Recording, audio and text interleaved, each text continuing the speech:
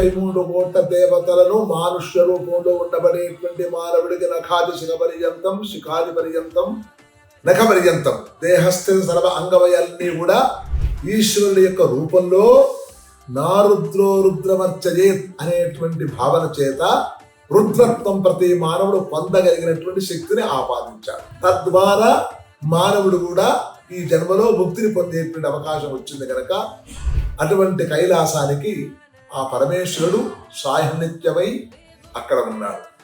ఈ యొక్క సాహిత్యమైనటువంటి ఒక్కడే కాకుండా ఈ దేవతలందరూ కూడా 33 కోట్ల దేవతలు కైలాసాన్ని పరిభ్రమణలోనే నిమగ్నమై ఉన్నారని మనకు వేద ప్రమాణాలు ఉన్నాయి.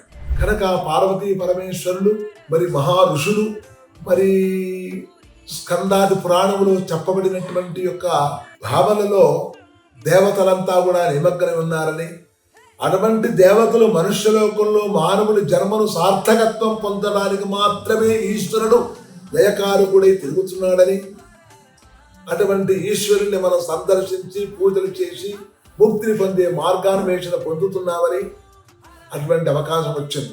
ఈ అవకాశాన్ని మనం పూర్వజన్మ సుకృతం అనే భావించి చెయ్యాలి.